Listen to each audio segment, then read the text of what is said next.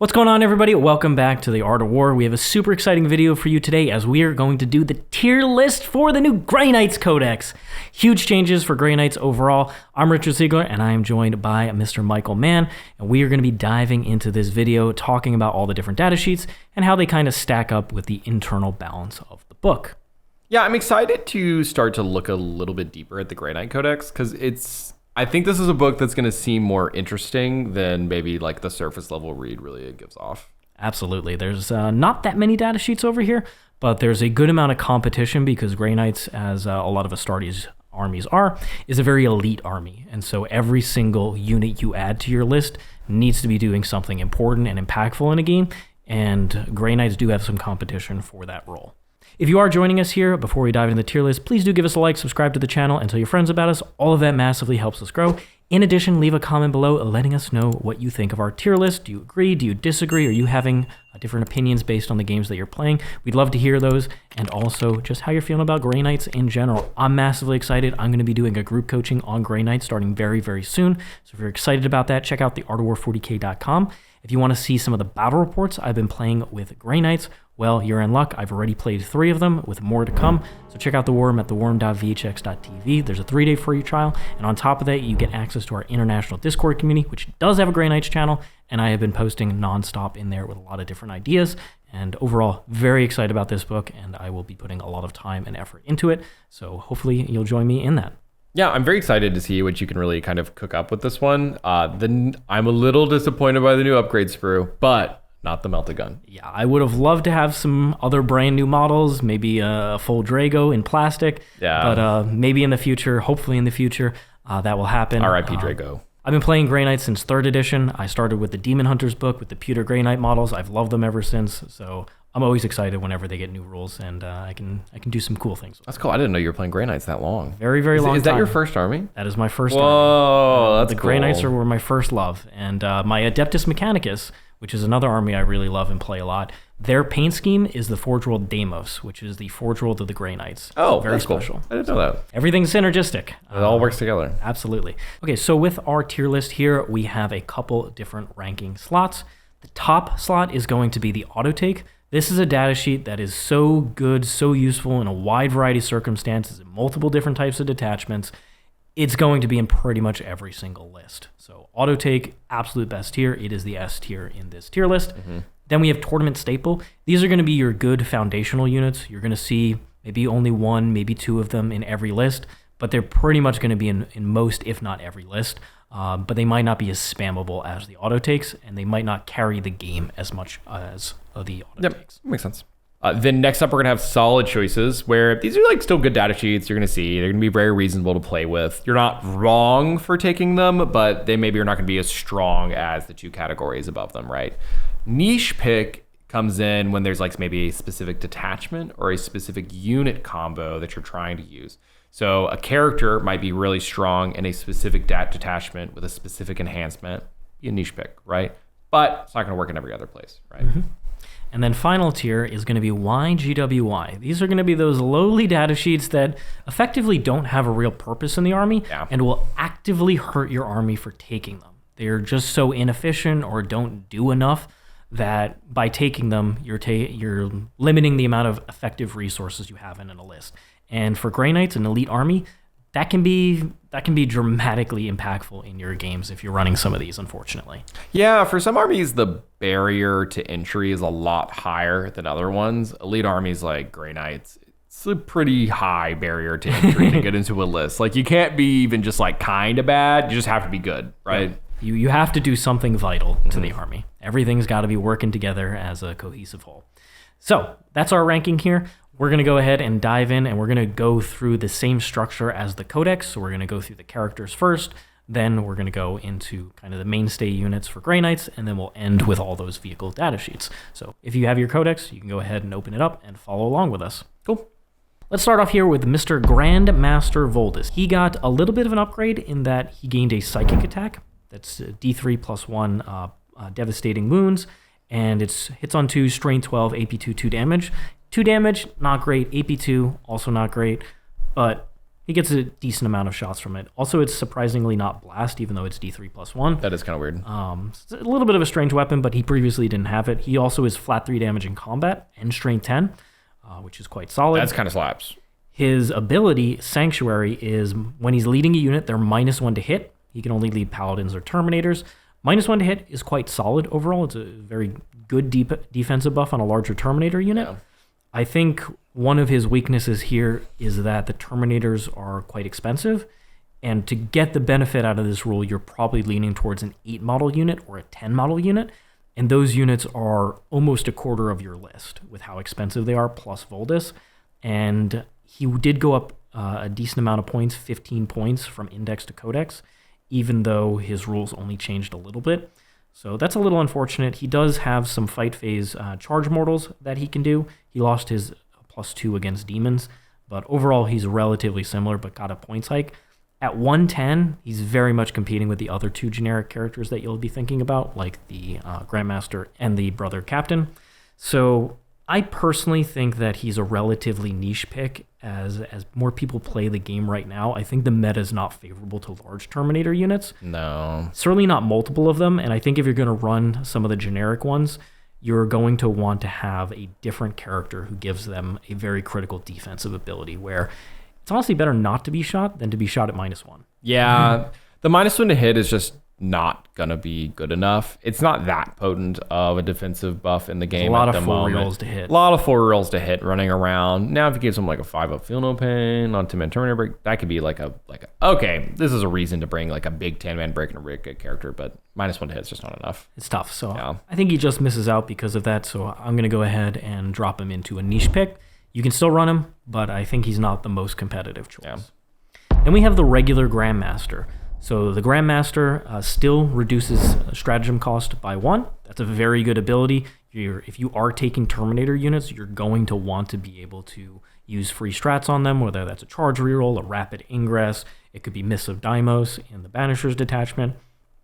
Any detachment has a stratagem you're going to want to reduce if you do run Terminators. Mm-hmm. And then his other ability is going to be once per battle at the start of the fight phase. He can use it, and if he does, he gets +3 attacks and strength. So he goes from strength 6 to strength 9, and then he goes from 5 attacks up to 8 attacks at AP2, 2 damage. So usually he doesn't hit that hard, but once you throw this in, and there's a couple detachments that have an enhancement to further give him additional combat power. In particular, in Warpbane, you can access the Radiant Champion enhancement, which can add additional mortal wounds output. You can give him reroll 1s to wound there as well. There's a couple other enhancements that help him out. I think he's pretty good overall because you're almost always going to want to be using some amount of stratagems on your Terminators to keep them alive. And he's a great caddy for some of the generic enhancements. I think he's a solid choice overall. I really like that he's actually the parallel to the Thousand Sun Sorcerer with the +3 attacks and +3 strength on the psychic weapon. That's actually kind of cool that they did the 1-to-1 between the 2 Psyker armies like that. Yeah, he's quite solid. He's nothing special, so I don't think he's going to make it as the main character you always take in Terminators, but he's an option amongst several. Then we have the Grandmaster and Nemesis Dreadknight, and this is the upgrade sprue, allows you to access. He gets a really garbage frag storm launcher, which I usually forget to shoot in games because it's so garbage that I wish it was any amount of real missiles, if it had crack missiles or anything. Yeah. So that doesn't do much, but his new weapon, his new shooting weapon, the Sublimator, opens up another anti-tank weapon profile or anti-elite infantry profile that does dramatically more damage than the Heavy Incinerator. So I really like that. His combat weapons, he does have some new options. They are not great. So you pretty much are always going to take the hammer on him so he can punch up. But his datasheet roll, oh my god, the reducing stratagems by 1 instead of making any stratagem cost 1 is such a dramatic upgrade, because there's a variety of stratagems you would want to use on these guys. Free reroll charge, free rapid ingress, also a free potential like reroll 1s to wound and banishers. You also have free tank shock you could use to finish something off. Even just rerolling 4 Invuln, right? Like, it's just really good. Yep. Yeah. It's a fantastic ability. His other ability is the main reason I really love him, and that's going to be the Surge of Wrath psychic ability, which is each time he makes a melee attack that targets a monster or vehicle, you get full rerolls to hit, full rerolls to wound, full rerolls on damage. And guess what the meta is full of, Michael? So many character, vehicles, and monsters in the world. Not characters. Oh, not characters, just vehicles and monsters. Well, still many vehicles and monsters. Very many of them. And Grey Knights have had a problem punching up into very durable targets throughout the entirety of 10th edition. A very big problem for the army. And even though this rule existed previously, it was one Grandmaster can do this. Now, all 3 Grandmasters, if you do take 3 of them, and I'm hinting where we're going at this, can step up. Oh, there's Chaos Knights in the middle of the table? Cool, let's just bop them to death right now. And shoot them. And the fact that it's not just the heavy side cannon that is the good shooting option. Just strike 10, it doesn't punch out. The fact that it's 2 great guns, I think these guys are incredible. They did go up 15 points, but that is pricey. But I think they're 225. But I still think they are absolutely excellent. They're also generic characters, so they can take a variety of enhancements that are quite good in the game. So I love these guys. I've been playing multiple in every single list, and they have been all-stars in all my games. So I think the Sublimator, even though you're looking at like strength 9, it's only 2 shots, it has really elevated the output into durable targets, in addition to being able to swing with the full rerolls with all of the different Grandmasters in a turn. And then the free CP has been excellent. This is a straight-up auto-take, in my opinion. I've been playing 2 to 3 in every list, and I have never regretted that a single time. They have completely replaced the regular Dreadnought for me, because the regular Dreadnought cannot access the Sublimator, unfortunately, and doesn't have the same rerolls in combat. Yeah, I can see going down to 2. I don't think I ever see going down to 1, in its current form at least. These guys are excellent. So if you haven't gotten one of the new upgrade sprues, the bits are really, really cool. And I painted up mine as like the first. I was like, I have to paint this up really nicely. Now, Castellan Crowe is next, and his rule is still very similar. He gets +1 to the Purifying Flame attacks when he's leading a Purifier unit. He's the only one of 2 characters that can lead Purifiers. And then, in addition, he gets full rerolls to hit against a character unit, which is, he hits on 2s, and there are other ways to give him rerolls. And it's just for his model? It's for his model, yeah. Got it. So he used to be able to free blank save, basically. You take a damage, you could just reduce the damage to 0. That was cute as well, but it realistically wasn't surviving against anything real anyway. So this is just kind of a non-bow. You lose one rule, you get another rule that's not going to come up that much. However, what is going to come up is Purifying Flame is excellent, and Purifiers, once we get to them, are an excellent data sheet. So having a character that can lead them is fantastic. I have found that his best role is actually using a Razorback, which we'll talk about in a little bit, to get +1 AP, and then have his unit, him in a 5-man, drop out, shoot something with +1 AP, charge something with +1 AP, and punch up in a very dramatic way. Very dramatic. I really like him as just like a good old beat stick. I mean, that's ultimately what he is. He just goes out there and he just punches something straight in the mouth, and no one can take it very well. And there are times in the late game when you might use his unit, put it on a flank, pick away at some cheap resource, but be distant from your opponent's army, and he'll just survive and be annoying to finish off. So I quite like him a lot, and I think that Crowe is ultimately going to end up as a tournament staple because Purifiers, the data sheet, is an excellent unit. Yeah. Brother Captain. So this is another generic character that can lead Terminators. His rule, he gives his unit lethal hits if he's leading it, and then when he makes an attack, he gets reroll wounds. Now he's only 4 attacks at 6/2/2. That's not that impressive. There are a couple enhancements you can make him a bit better with. But lethal hits is very valuable in 2 different detachments. In one detachment, there's a crit 5 stratagem, and that stratagem is going to mean that every 5 or 6 to hit is a lethal hit. That does allow Terminators, Paladins, or Terminators to punch up in a very dramatic way. I like that on Paladins a lot. It really helps, and then they're flat 3 damage on the charge. He doesn't benefit from that rule, of course. And then the other instance where it's very good is in Banishers. With your detachment rule, you take a leadership test and you pick either sustained or lethal. If you pass, that means his unit can be lethal hits and go grab sustained. Not crit 5s in that detachment, but still lethal sustained is a very good combo to have on a high volume of attack unit like Terminators. So overall, I think he's an excellent character in either of those 2 situations. And for that reason, I think he is a solid choice for a Grey Knight Terminator leader. Next up is the Brotherhood Champion. So he used to give his unit fight first. He can only lead Purgation Squads and Strike Squads. So he doesn't have very many options. That's a bit weird. Now, he lost the Fight First ability. Instead, he allows his unit to advance and charge, which is a very good rule. That is a really good rule. But it's only on those 2 data sheets. In addition, each time he destroys an enemy character model in the fight phase, so his model, not his unit, his model has to destroy the character model, then you get 1 CP, and he gets +1 attack, so he goes from 5 attacks to 6. It's cute. Frankly, I would much prefer if he was full reels to hit and wound against character units, and he still gave his unit fight first, because there was some amount of shenanigans you could do with a fight first strike squad that heroically intervenes and can do a decent amount of damage, especially in Warpbane. I think seeing his purpose. I think that ultimately he is going to be a YGWY, because the units he leads are just not the ones that you're advancing charge. Purgation Squads, are we serious? It just doesn't make sense at all. I don't know what's going on with this guy. Your sticky objective battle line unit and your Purgation Squad are supposed to advance and charge, and he's trying to kill characters. He just doesn't have that many attacks. He's only 2 damage. It's like, this guy doesn't make any sense. He does have precision natively, but I think he's very mediocre. And honestly, the Fight First, even though it was niche, had more purpose to exist than this datasheet does. Yeah, not a fan. His only saving grace is he's a generic character and he's 70 points. But other than that, there's really Even not. 70 points is kind of a lot. I mean, you see a lot of the cheap characters. The Master Executions and World Eaters, 60 points. Yeah. A lot of these beatstick guys are very cheap nowadays.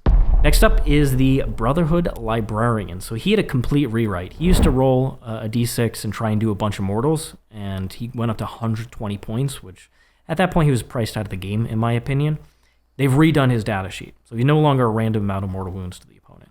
Instead, he has a good Psychic Gun, which is Vortex of Doom, D6 +3 blast shots, hitting on 3s, Strength 8, AP2, 2 damage, and there's a 6th seal enhancement in Banishers to give his unit +1 AP in shooting, which is very good at that point. AP3 means even with them having cover, it's still AP2.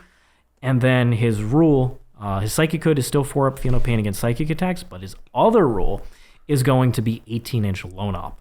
An 18-inch Lone Op on Terminators is actually very strong, especially because there's a few detachments with tricky rules, like Mists of Deimos, which is changed to the Shadow of Anarch. And with that, being able to say, hey, okay, instead of going back into reserve here and then having to spend a CP to rapid ingress back down, I'm just going to use the 5-inch move here to get into a different spot, touch a new objective, get out of 18 inches of where you moved, and now you can't shoot the rest of the unit. There's a lot of interesting things, or get out of charge distance instead, and then take guns away with the 18-inch Lone Op. So between his shooting, I think you could run him solo in some of the detachments. Something like Brotherhood Strike, teleporting him around. He'll get reroll 1s to hit, 1s to wound. In Warpbane, full rerolls to hit. He's very good at picking up just random units with his shooting. And then if you are running Terminators, I think at 80 points, he's just cheaper than the other options. And I think he's a very good choice because you need to keep those Terminators safe from shooting. Yeah, mini Lone Op is a really big deal, especially on units like Terminators, where they're already tough to shift. And every extra hoop you give your opponent to have to jump through in order to deal with them just makes them that much tougher. If you think about it, you're like, it's easy for my opponent to get within 18. But think about it this way. If I touch an objective that's otherwise out in the open and very easy to shoot, and I put this Terminator unit out there, yes, now they have to step up within 18 of you, which then exposes them to your Grandmasters, to your Dreadknights, to your other damage dealers.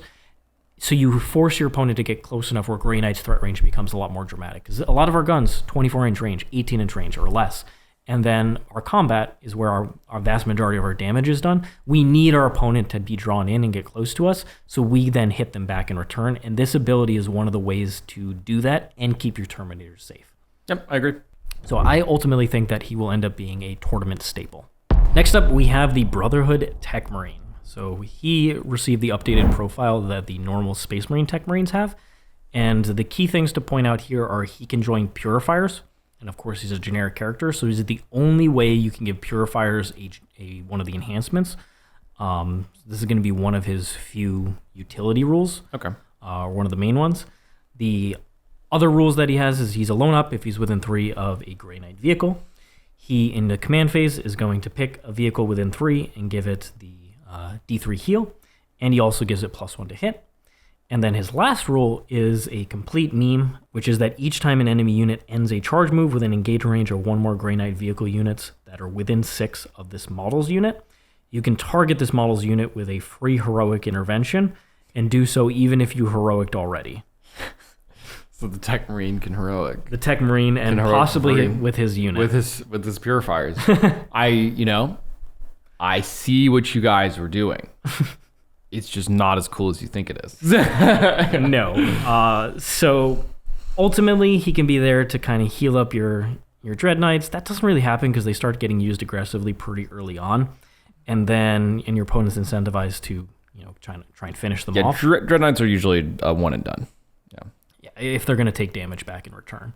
And then, so his real main role here is that he can take an enhancement and lead Purifiers. There's not too many enhancements the Purifiers really need. And am I going to pay a 70-point tax plus the enhancement to get like the 6 seal for +1 AP in shooting? Why would I'd rather just almost get an entire extra unit, an entire extra 5 guys. I think he's a niche pick, mostly because in the Sanctic Spearhead, he's a pretty good character to screen the backfield or to buff up the Dreadknights. Yeah, you still want Techmarines, right? Or the Stormraven in that detachment. So he will likely fit into that build, and that's the only reason he's not YGWY. That and the Purifiers, he could lead Purifiers. Why he can and the Brotherhood Champion cannot, I have no idea. That's an extremely weird choice, but it must exist somewhere in the lore. Somewhere in a book, a Techmarine is leading some Purifiers. Yeah, I guess that has to be it. That must be what it is. Honestly. There's some random short story about it. Yeah. And our last character is going to be the Brotherhood Chaplain. Now, he used to be, I think, an undervalued character. He's still lead 5, so he's our best leadership for leading a Terminator unit. In addition to that, he used to give +1 to wound for a whole Terminator unit, which I felt allowed them to punch up even outside of charging something. Yeah, it's like the Chaplain thing. And I played a game into Chaos Knights, and he was excellent with my Terminators in that game. His rule changed, though. Instead of giving +1 to wound like a normal Chaplain does across the Astartes faction, instead, while he's leading unit, he gives them reroll charges, something that can be done for a CP. His other ability is still as useless as it was before. It used to be a leadership aura, like a 6-inch +1 leadership aura or something like that. Now it's once per battle. At the start of any phase, you can unbattle shock a Grey Knight unit within 12. They really replaced +1 to wound with reroll charges. Reroll charges. He is absolutely YGWY. He is probably in the bottom 10 characters in the game. He is garbage. I can't. He had a use before, and he was competitive. I actually liked running him, Drago, and one of the other characters. I just don't know. I don't know what's going on. Is that not here. one of the worst things you've ever heard? That's really bad. Like, really, how many points is this guy? 65. He did go down 10 points for that. I mean, I guess. But apparently, +1 to wound for a whole unit is 10 points difference. He could be 45 points. I still wouldn't take him. I really don't know why they got rid of the +1 to wound. It's a huge miss. Was the +1 to wound like that? It was not, because most people didn't run it. Like I said, I was one of the rare people who ran it in my 3rd Terminator squad in that teleport strike build. I'm not seeing it. He YGWY for sure. I'm sorry, Brotherhood Chaplain. You are garbage. It might be worse than YGWY. There might be a tier below that somewhere. A pit. The pit. That's when he goes in the pit tier. He's just in a black hole. He's sent into the warp and never to return again. Sorry, man. Adeptroll is the all-in-one math hammer app for Android and iOS. It makes crunching numbers easy and even fun. Import profiles from Ease. Here you can see we have Gilliman and a Tyranid Warrior. You can just see how these two units attack each other and what the expected outcomes will be. You can even add modifiers or Field of Pains to make your accuracy even more precise. The way it works is it crunches thousands of simulations and then gives you a clear tactical outcome so you can focus on making good decisions on the battlefield with informed math behind them without having to do all the work. You can get a great breakdown of expected casualties, hits, wounds, saves, survivability odds, and even more. If you want to sharpen your skills and become better at Warhammer, check out Adeptroll. It's available for iOS and Android right now. Just search Adeptroll in the search bar of your app store or click the link in our description. Then we have the Brotherhood Terminators. So these are a battle line Terminator unit for Grey Knights. Their rule changed from lethal hits on the charge. Now it is +1 AP, but doesn't work against monsters and vehicles, which frankly, why did they need to put that restriction on there? That is a pretty random restriction. However, they are OC3 Terminators, thanks to the banner, and they can heal back models like they previously could. Overall, I still think if you want a high OC unit, you're playing on boards where the objectives are relatively protected and you want to stop your opponent from ever being able to contest it away, they are a great resource for doing so. It's you can spend 160 points for 4 models. That's 12 OC, is going to hold it against most things for relatively cheap. Still a bit pricey compared to the normal units, but like not that much more. The difference between a strike squad and these Terminators is 40 points. I like them for what they are, but losing those lethals is kind of it's a big whiff. Lethals on the charge, but there are other ways like Banishers to be able to get lethals, or you bring a That's probably why they rewrote it. Yeah, the Brotherhood Captain does give you access to lethals. So +1 AP is very good generally, especially against Armor of Contempt, which Grey Knights can. I just wish it worked against vehicles. That's where you really want it. It really didn't need the exclusion. Yeah. It's called Force Edge, by the way. So Games Workshop not quite understanding the modern terminology. I think they were missing something there. They definitely were. So to wrap up the Terminators, they I think are going to end up fitting in a solid choice. I can see not really spamming them, but maybe running a couple smaller squads as some skirmishers that are durable, more durable than the strike squads. I think they're okay as a data sheet. Yeah, I think they're fine. Next up is the Strike Squad, our other battle line unit. So they are OC2, they can scout 6, which is typically not used without being in a transport with a second squad, but really their main role is they sticky objectives, and this is something Grey Knights desperately need because it's an elite army that wants to teleport, and most armies can't go back into reserve or teleport past turn 3. Yeah. So they kind of screen your backfield the first couple turns, and then you start using them to do actions, contest objectives, maybe do some damage with them. Overall, they are absolutely an auto take. You always see one in every list, possibly a second or even third. Ability alone makes this auto take. You do need to sticky your home. You don't want to have to put a 120-point unit back there the entire time. You want to be able to use that unit later in the game, and I think strikes are excellent. Having OC2 as well on an objective, you can prevent your opponent from contesting it very easily. Heading into our elite units, we have the Paladin Squad. So they're one of our bigger glow-up data sheets. Previously, you might see them in Teleport Strike, but I honestly thought Terminators were a bit better than them. Now they gained several benefits. They always had the Ancient ability before, so they're still OC2 with the Ancient, but they gained the Apothecary, which they did not have in the Index, so they can heal back models as well. Fantastic. That's great.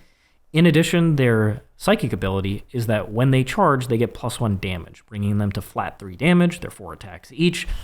They do punch up significantly harder than they previously did. That is really good. They're excellent in a variety of detachments here. In particular, Banishers really appreciates them. Giving them lethal or sustained is a really, really good role. They like the lethal hits from the Brother Captain or the free stratting from the Grandmaster. I think they're a very good data sheet overall. They're a little bit pricey. They're 45 points per model. So you can run a 4-man, which is very nice of Games Workshop, for only 180 points. But I think the meta is so well tuned for dealing with these type of units that I think they ultimately end up similar to Terminators, where they're a little bit overcosted for what they bring. But unlike Terminators, if you do use them for a skirmish unit, they actually should kill many things. Not the biggest, most durable units in the game, but they should kill a good amount of stuff. Yeah, I think so. So I think ultimately, for me, they're probably going to end up being a tournament staple, in particular in the Banishers detachment and possibly a couple of the other ones, but I think they stand out outstandingly well there, and there's a game with me playing them where they did some nasty things. I don't think they're going to be an auto take. If they were cheaper or they gained the 4th wound, 100% they would have made the auto take tier, but I think they will just be a tournament staple. I see a lot of people thinking about the 8-man with the Librarian, which I've run a bunch of times, and I think that's quite solid, although probably a little bit too expensive for the top of the meta. It's probably pretty pricey. But I still like a 4-man unit. You don't expect them to survive, but they still require a decent amount of effort. That's a good trade resource. How many points is a 4-man? It's 180 points. That's actually very fair, reasonable. It's not as good as Death Shrouds. It's not as good as Wolfguard Terminators, which is why it's not an auto take. But it's still a good Terminator unit, and it's maybe like 15, 20 points away from being... This is a genuinely very good unit. I think 170, I think, would be crisp for that. Yeah. Next up is the Purifier Squad. So these guys got a massive glow up. First of all, their Purifying Flame went from AP1 to AP2 in the Codex, and their datasheet rule changed completely. Instead of being +1 to hit if you were below starting strength, +1 to wound if the enemy was below half strength, it instead became reroll 1s to wound, shooting in combat, and then, if your opponent happens to be on an objective, full rerolls to wound. This adds up in a very significant way. It means that previously you only saw Purifiers mostly in Warpbane, which is a detachment designed around giving them some very good benefits. Now you can run Purifiers in every single list, and they are always outstanding. They're one of our most efficient data sheets, re-rolling all sorts of things. They're even better in Warpbane, but they are, wow, such a good data sheet. I've been running 15 to 20 of them in most lists and have not regretted it. The 5-mans can go in the Razorback and proc the +1 AP, which works in shooting and combat.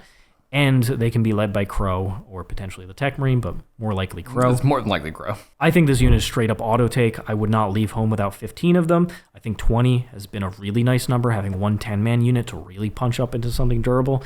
These guys are outstanding. They're probably our best data sheet, period. Yeah, this is a really, really good unit. As a Thousand Suns player, seeing someone get to take my Rubric Marine role and then get to use it in melee too is upsetting. Especially when melee is where we do the big damage. Especially it's where you do the big damage. Incredible. Really, really good. I don't think there's anything bad you could say about Purifiers, right? Like, I don't think there's a critique I have on them. They don't feel too expensive. They hit really hard. Just great. Good character, just good. Yep. The only critique possibly is that the basic infantry weapons for Grey Knights, their special weapons, aren't particularly good, and they take away you running a combat weapon. Yeah, that I don't like. Yeah. That's the only downside, but that's a downside for the different Grey Knight units. You can't pin that on Purifiers themselves, and it's mostly because Games Workshop didn't upgrade the Psy Cannon or the Silencer, which they probably should have got. Yeah. If the Silencer gained Dev Wounds or something like that, and the Psy Cannon gained Ignores Cover and an extra AP like the heavy version, then we're talking about possibly running the guns, because they can run 2 special weapons per 5. I could see that. But now they're mostly combat, which is totally fine. They can beat up trash units in shooting and then charge something real and kill it in combat.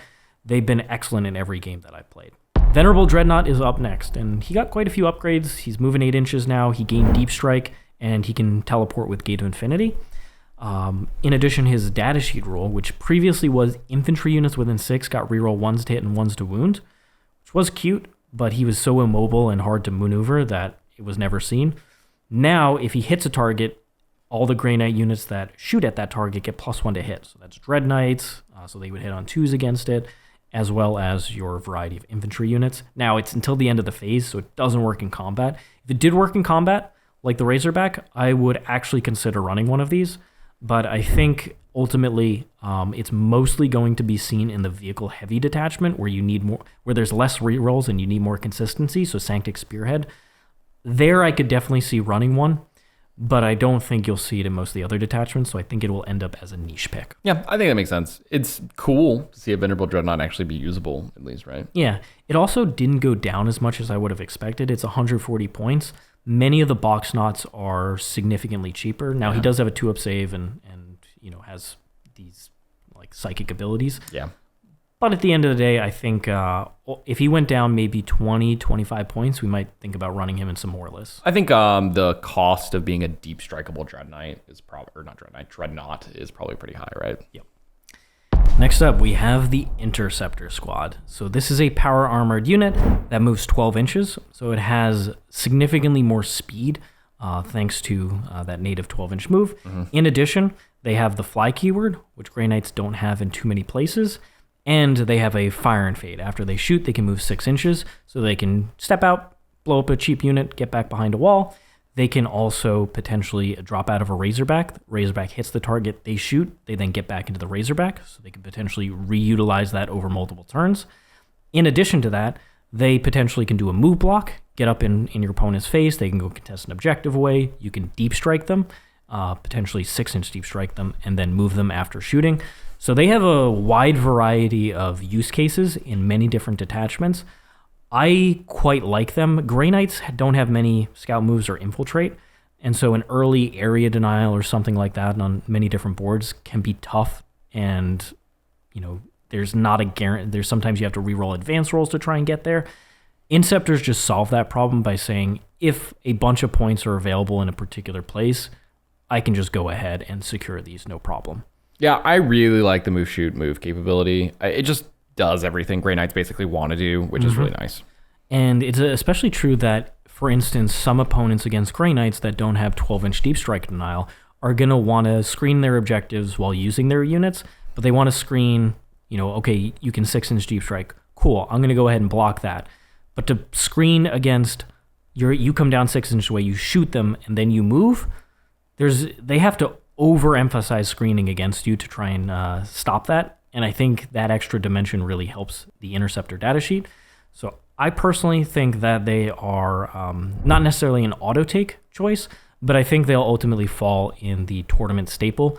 Having 1, maybe 2 of these units and a lot of the detachments opens up many different plays for Grey Knights, and especially in Warpbane, where you can get the rerolls on them, and they can, because of their mobility, one of the weaknesses of Warpbane is if you don't proc the full rerolls by making the middle hollowed ground for your shooting and your fight phases, because you can't reach it, maybe you have to charge onto that objective, so you wouldn't get the rerolls in shooting. Well, Interceptors can help you guarantee you get to the objectives that you need to flip, and this has come up in some of the games that I played with them. So I really like them overall in a variety of detachments. I think they are going to end up being a tournament staple. Just 1 unit is fine, maybe a second unit, but they're going to fit very nicely in a couple detachments. What won't fit nicely into a couple of detachments is the Purgation Squad. So I already mentioned the special weapons. The special weapons didn't get any benefit whatsoever. That's a huge miss from Games Workshop. I mentioned that in the Codex review. But what they did get is a horrible new datasheet rule. They used to be able to indirect fire if a different Grey Knight Psyker unit was looking at the target. So it was effectively a spotter type of situation, which I thought was perfectly balanced, especially since the Grey Knight weapons are very short range. It just wasn't that strong. Warpbane abused it really well for a little while. A little bit, but then it got nerfed and it was fine. Psycannons are AP1 don't ignore cover. They just didn't do that much. I thought it was crazy the first time that they nerfed it, and then they had to change the entire detachment rule wording to fix not being, if you're attacking in melee and not being able to see something, they had to fix that wording. That was an overreaction from Games Workshop. But now they completely remove the indirect fire, and instead, in the shooting phase, after this unit hits a non-monster vehicle target, that unit's -2 to move and to charge. That debuff...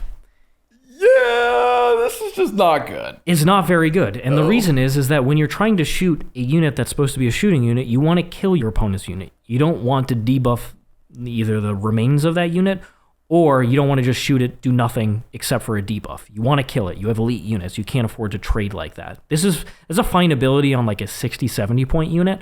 You know, throw it out there, contest an objective, put a debuff on the opponent. Okay, I didn't commit a real resource. This is a 120 point unit, the same points as strikes. How did it not go down in points in the MFM is insanity to me. Yeah. This is one of the worst shooting data sheets, Devastator style units in the entire game. It is absolutely YGWY. It has no purpose anymore. I think it goes to the pit. Send it to the pit. It can go in the pit with the chaplain as well, because what is this? Tell me, what is this supposed to do? You can pop it out of the Razorback if you want to spend 120 points on this and then not do any damage in the fight phase. Yeah. This is a miss. It's just miss. This needs to be the cheapest Grey Knight like psychic unit, period. Just needs to try again. I think they could honestly drop this to like 90 points, and that's when I might consider running it as just 5 bodies. Yeah, I could see this. This might be one of those things where it just needs to be a cheap gun platform, and that just is what it is. A cheap body platform, cheap not even body, a gun. Yeah, like a true. gun platform. The guns are not that good. It's ambitious. The guns aren't that good. Or Grey Knight special weapons actually become good, which they should be, literal mind bullets. So this is a terrible unit. Absolutely terrible. To the pit. Straight to the pit! Next up is the Nemesis Dreadknight. So the regular Dreadknight doesn't gain any of the special upgrade abilities from the Grandmaster kit, the upgrade sprue that we got. So no Sublimator and no access to the other special combat weapons, which is totally fine because they are somehow terrible. But the Sublimator would have been really very nice. I would have been very sad to see 6 Dreadknights with Sublimators. The Heavy Incinerator is just not well suited for the modern meta. It used to be really good when Eldari and GSC and some of these like body type of armies. When Orcs were good too, Orcs right? were good. Yeah. They helped there. Right now, it's very elite infantry, very monster vehicle heavy focus, and so you want extra damage output, and the Heavy Incinerator is just only adding a couple chip wounds here and there.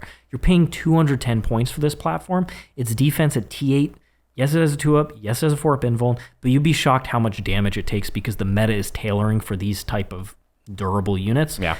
They go down pretty quickly once your opponent dedicates to it, so you need to get big damage out of them the first time they activate, and ideally also combat damage. And outside of Warpbane, they're just not that efficient. So I think you could still run them in Warpbane, go for 4 or 5 Dreadknights if you wanted to, Their datasheet rule is still excellent, which is the advance and fall back and shoot, as well as charge.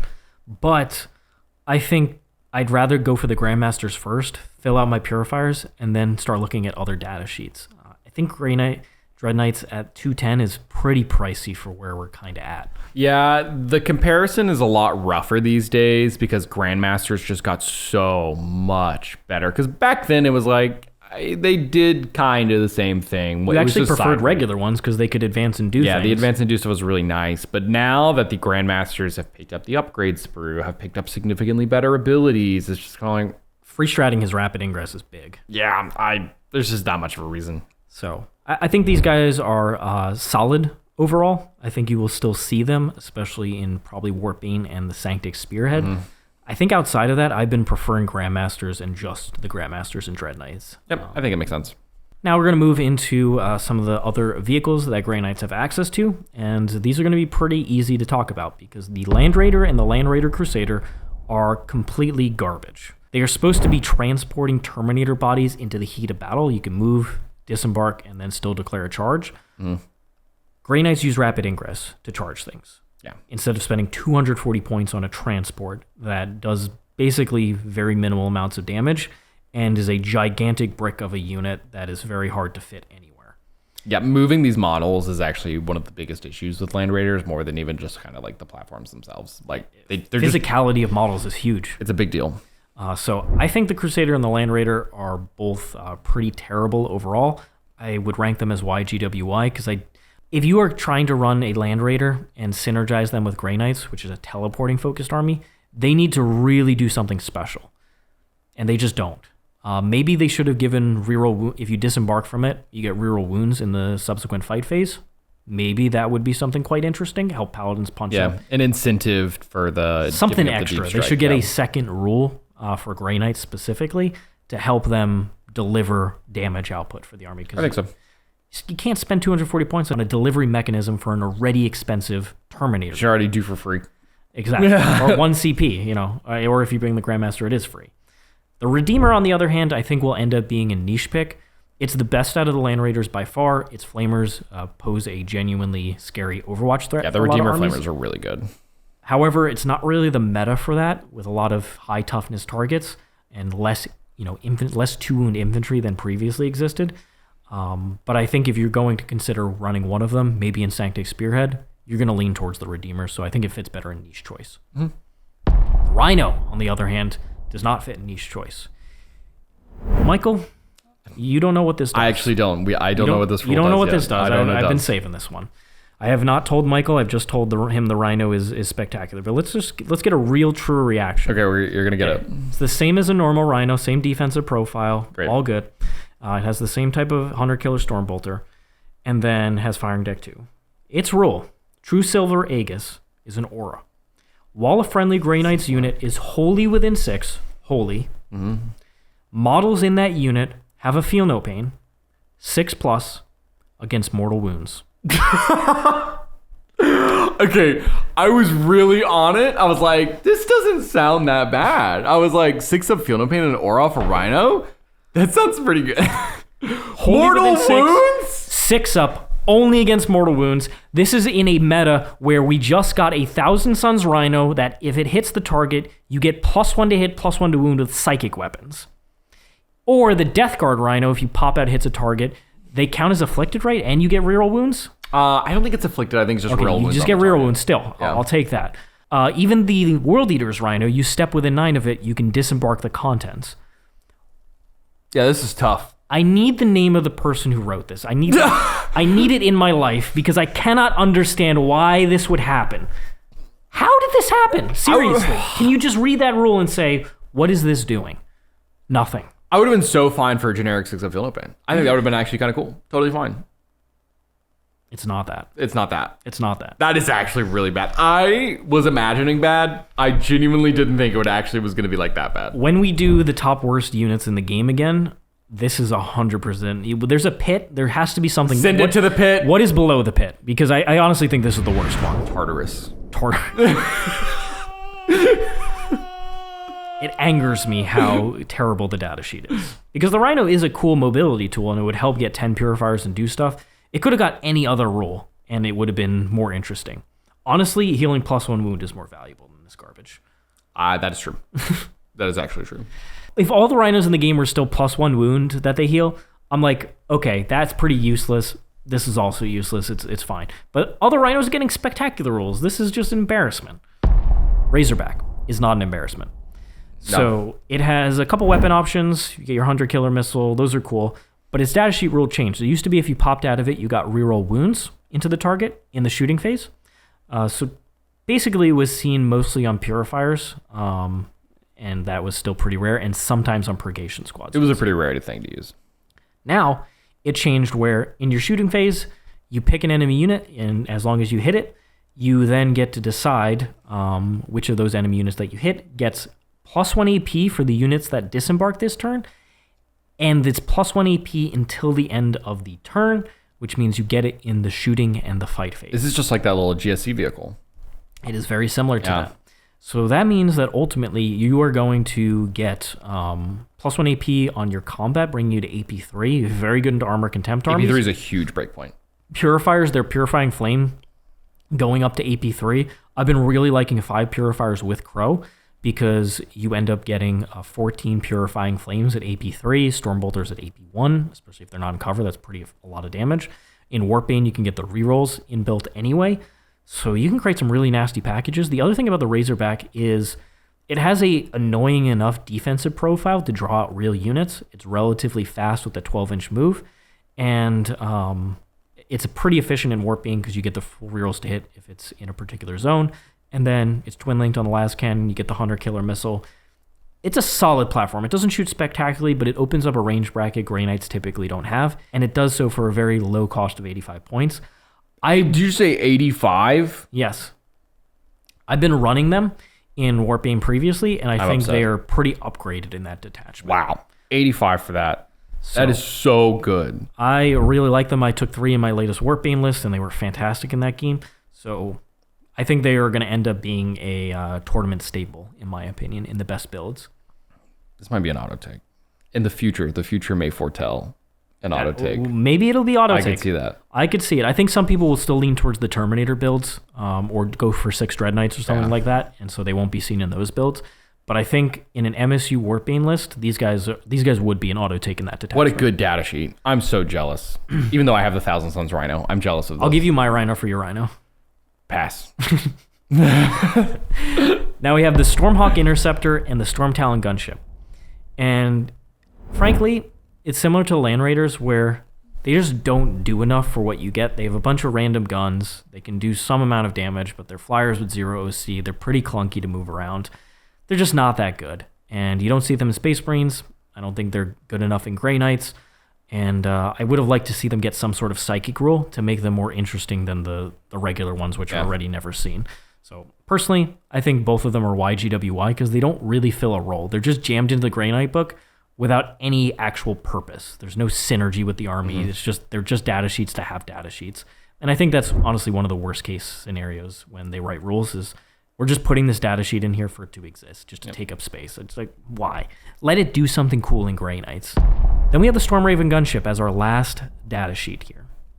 The Stormraven Gunship is also a flyer, but it doesn't do nothing. Instead, it can do a significant amount of damage. It also has -1 damage as its datasheet rule. And John Lennon has been playing a Stormraven in his Ultramarine Stormlance for the last, forever. 6-8 months. And he's even running Dark Angels for a while, too. He ran it a bit there, too. Yeah. And none of the Grey Knight detachments have a stratagem as crazy as -1 to hit, -1 to wound on a flying vehicle like this. Yeah. But in Sanctic Spearhead, you can advance and shoot it, and you can flat advance it. So all of a sudden, you can do a lot of cool things. You can use the Venerable Dreadnought to get +1 to hit on the target. You can overload your opponent with durability with a bunch of Dreadknights at the same time. I think in that detachment, it is actually competitive. So I'd probably put it as a solid choice overall. You don't have to run it. You can go mostly Dreadknights. You can go for the Razorbacks instead. But I think if you like the Stormraven and you want to run it, it is a solid choice in the Sanctic Spearhead. You can also run it in Warpbane where it gets access to rerolls potentially. but it doesn't quite have any synergy with the rest of the detachment, whereas it does in Sanctic Spearhead. Just kind of exists. Just exists as an efficient data sheet. Because it's not that expensive, although this may change if Stormravens get nerfed because John and Josh Roberts have been playing them in Space Marines. Never a good sign. Because they like doing those consistency buffs where they just take a data sheet across all armies that have it and just raise it. So that could end up happening, but the Grey Knight one is better than the Space Marine one. And in the last round of FAQs in June, they went ahead and confirmed there's a literal question that says, is the Grey Knight Stormraven supposed to have better Storm Strike missiles and the heavy plasma? It's supposed to be better than the Space Marine one. And the answer is yes. Why? I'm not exactly sure. There must be some lore reason. There must be a lore reason of why. But if this is getting special upgrades because of Grey Knights, which makes sense based on their arsenal and how they upgrade weapons, why aren't the other vehicles here have some cool things?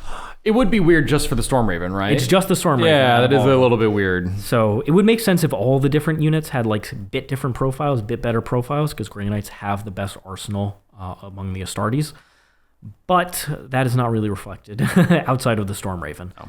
So overall, it's going to be a solid choice. And that's going to basically wrap us up. So Grey Knights as a whole are pretty all over the board here. Yeah, that was the weirdest part of going through the data sheets. It's like, there's some really strong highs, and then there's some really low lows. There's a pit in Grey Knights. There is an actual pit that they have to get thrown into. It just, I said this in the Codex review, but it feels like the effort put into all the different data sheets was uneven. There's a lot of effort put into some of the key units that are essential in the lore, and that's great. I love that. I love seeing Paladins, Purifiers, the Grandmasters.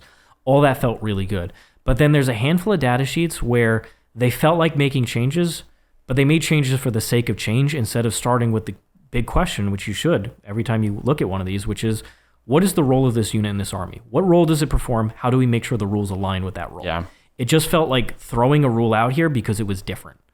And that, frankly, upsets me. I think it's that some of these rules in here are very low effort, and they're extremely disappointing to me. So, yeah, it's like the Techmarine Heroic one. It's just like, what are we doing? Like, is this ever going to come up in an actual game of 40K, casual or competitive? I was gonna say, I can't even think of like when in a casual game that's you're going to heroic an actual unit instead. Yeah. Like, you can put him in Purifiers, but why am I paying a 70+ point tax for this ability? Especially since he doesn't buff the Purifiers in any way. Exactly. Right. I like what they did with our best data sheets. We have a handful of auto takes and tournament staples that are absolutely really good data sheets. They're excellent. They fit into a wide variety of metas. They fit into multiple different archetypes, Banishers, Warpbane, Brotherhood Strike, as well as some of the other ones. But where is our diversity? It's already a very limited roster. Yeah. You can't afford to miss on data sheets when you have such a limited roster, which is what disappoints me so much. Especially they take away Drago, Brother Captain Stern, the Servitors. They take away a wide variety of data sheets from the Index to Codex. Mm-hmm. Make sure you hit on all of them. Grey Knights have a limited number of roles because they have only so many data sheets. Make sure each role is filled in this book. And they're missing things like infiltrate. What do we have that can infiltrate? Almost every army is getting an infiltrator. Maybe we'll get a kill team in the future, but I would have been, let's give Purgation squads. Give them infiltrate. That could be something. Let them infiltrate. Yeah. They don't need to be an amazing infiltrate unit. They would still be subpar, but they would have a role that's different from what we have access to currently, and they are helpful in certain metas. So that's the biggest miss for me. Reminds me of EC in a lot of ways right now, where there's a few data sheets that are holding up the house, right? And then the moment they're really holding it up, they're like, they're starting to shake. Yeah, and then the moment that you don't have those data sheets anymore, this army will fall apart, right? Mm-hmm. Like very, very quickly if it takes any kind of points nerfs on those really good units. So it's a house of cards, it reads to me, right?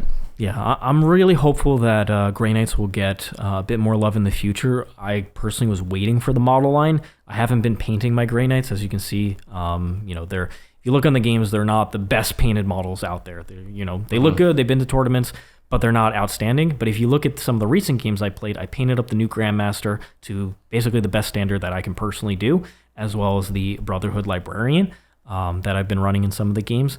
And I want to paint my Grey Knights to that standard, but I've been having that feeling like, when are they going to get their models? Yeah, it's very difficult to commit to such a big project. Yeah, Castellan Crowe is upgraded. He's that big size, that Primaris size. He looks amazing. I'm waiting for when that's going to happen, and so I hope whenever that does happen, hopefully we get Drago back, hopefully we get Stern back, but we also get this model update, because I think that'll bring a lot more excitement and energy back to Grey Knights. And it feels here like it's kind of like Grey Knight it's kind of like AdMech territory, where a handful of the data sheets don't do very much, and a lot of the data sheets overlap in roles, or some roles that exist in the game and are kind of vital to playing top level competitive play just don't exist in the book. Yeah. And I think that's going to be the hard thing. If you're going into this book and you just want to run like a Highlander, a variety of different data sheets, you're going to be punished for it in this codex. You kind of have to take those tournament staples and those best units and mostly build your list around those, like 6, 7, 8 data sheets. That's really what you're building around, every single archetype. There's a couple niche archetypes that work. The vehicle one, I already mentioned a couple. But overall, there's not a lot of flex in this. And I think Grey Knights as an army should have a lot of flex, personally. I think there should be a lot of things that do multiple roles, or at least they have every role that It's kind of their thing, too. Yeah, right? They're kind of masterful in a wide variety of roles. So overall, I've been very excited. I have the recent Warpbane game. If you haven't checked it out, it is going to be on YouTube very soon. So check that game out. It shows off what I think is going to be the strongest build for Grey Knights, but I've been playing Banishers, Brotherhood Strike, and I'll be continuing to test the different ideas. Join me in the group coaching. If you want to check that out, check out the artofwar40k.com/shop. You'll see that I have a Grey Knight group coaching coming up in August, and we're going to dive into how to play this army in the new meta, how to beat up all those big knights and those Death Guard and all those crazy armies that are up there.